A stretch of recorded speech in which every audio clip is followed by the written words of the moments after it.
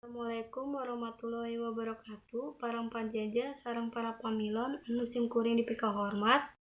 Puji sinareng syukur urang panjatkeun ka hadirat Allah Subhanahu wa taala anu parantos mikeun urang nikmat sarta kasehatan dugi ayeuna. Sholawat sarta salam urang curahkeun ka junjungan Nabi Muhammad SAW, kulawargina, sobatna, sareng umatna nepi ka akhir zaman. Nepangkeun wasta abdi Silviana Nabila ti kelas 11 MIPA 7. Simkuring ngagem pancen janten panumbu catur teu hilap ngahaturkeun keuwu nuhun ka para panjajar sarta para pamilon anu parantos kersa hadir dina ieu kumpulan nganggo medar sareng ngadiskusikan ngeunaan COVID-19.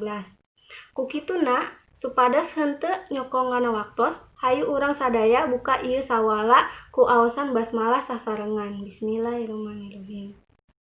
Sareng pamilon nu kusimkuring dipika hormat, sarta acan hincak kana acara nu salajengna, supados teu disaha-saha simkuring seja nepangkeun para pangjajar nu bade ngadugikeun kamandangna.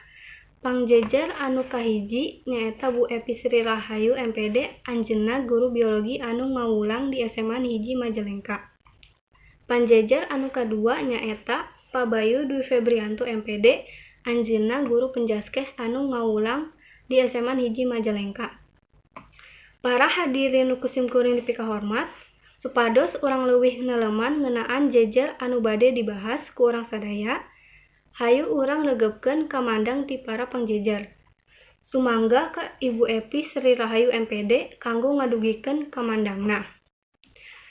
Hatur nuhun ka Ibu Epi Sri Rahayu MPD anu atos ngadugikeun kamandangna. Sae kacida rupi anu didugikeunana urang terang COVID-19 teh mangrupakeun penyakit anu disebabkeun ku virus corona. Kaseueuran jalma anu benang COVID-19 bakal ngalaman gejala ringan, dugi, sedeng, sareng bakal pulih tanpa perlakuan khusus. Virus ieu tiasa disebarkeun ku kontak fisik sareng hembusan napas. Salajengna sumangga ka Bapak Bayu Dwi Febrianto MPD ngadugikeun kamandangna.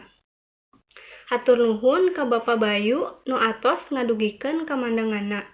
Janten tina naon anu parantos dicarioskeun urang terang contoh pengaruh negatif tina COVID-19. Nyaeta kelengitan motivasi kerja, hese komunikasi, sareng babaturan sareng stres kusabab tuntunan kerja. Teras contoh pengaruh positif tina COVID-19 nyaeta jalma langkung sadar kana kasehatan sareng jumlah kasus gangguan pernapasan murangkali di rumah sakit parantos turun kasabab ayana karantina diri anu hartosna murangkali tetep di bumi. Aya waktu sakedik deui bili diantawi saderek aya patarosan mangga diaturanan. Hatur nuhun ka para pamilon anu tos ngadugikeun patarosanana. Sumangga ka Ibu Epi Rahayu MPD kanggo ngalawer patarosanana. Hatur nuhun ka Ibu Epi anu parantos ngawaler patarosan ti para pamilon. Hadirin sadaya tekaraos ieu acara teh parantos rengse. Alhamdulillah ieu acara teh tikawit dugi karengsena parantos kalaksanakeun kalayan lancar.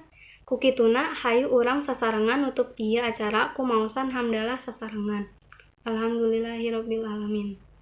Simkuring selaku panumbu catur sareng saprakanca neda hampunten bili aya cariosan-cariosan anu kirang merenah.